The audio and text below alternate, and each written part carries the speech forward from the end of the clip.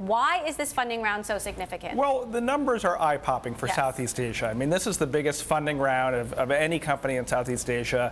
You know, $6 billion valuation, that is post-money, and it's a $2.5 billion round, but still it's significant.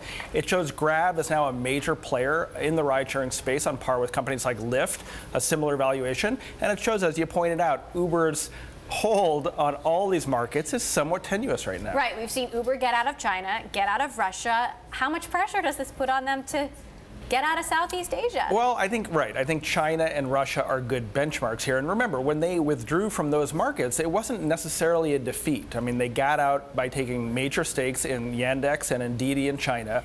You know, they're simplifying their business. They're cutting their losses. It's not all that bad for Uber, particularly at a time of a lot of management turmoil. What about in other markets, though? I mean, potentially Brazil, potentially India. Right. I don't think they want to sacrifice the whole chessboard. India is one place where, you know, they have significant competition with Ola, but I think they're going to still try to make a major play there. You know, Europe, most of South America, Uber's very strong. So, you know, they can streamline their business in a way, and it's not necessarily a defeat.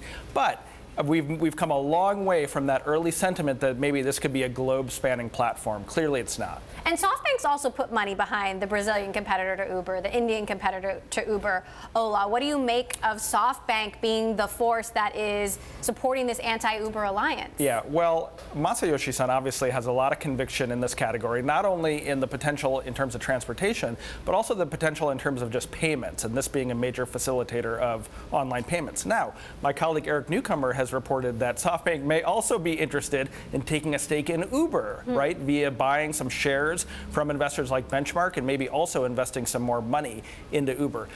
SoftBank has denied that publicly, but, you know, we think there's still something to it. So, you know, watch this evolve. We could have a sort of global peace treaty where all these companies take an ownership stake in each other and we reduce the level of destructive competition and discounting that is causing them to lose money. Well, and another way to look at that, SoftBank potentially taking shares of Uber is because investors seem to want to unload Uber stock. Is that just because they want to cash out or because they're losing faith in the company?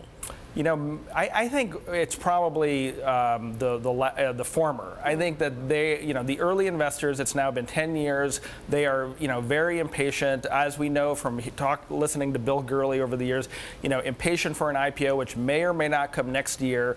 You know, despite the management turmoil, the company Uber has continued to perform quite well. So while there might be, you know, a little bit of anxiety, I think people are still pretty bullish on this category.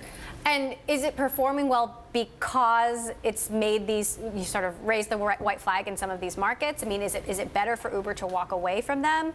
Or do they lose something big by not having a stronghold in some of these other geographies? Well, I mean, what we see is that in some of these markets, like Singapore, the market's growing very fast. Nobody's profitable because you have Grab versus Uber discounting the heck out of all these rides and losing money. So the idea, really pioneered in China with the Didi Uber peace treaty, is reduce some of the competition, get rid of the discounting, allow prices to go back up a little bit, and then you return to what's a natural profitability in the business. I think Uber wants to get there in more markets.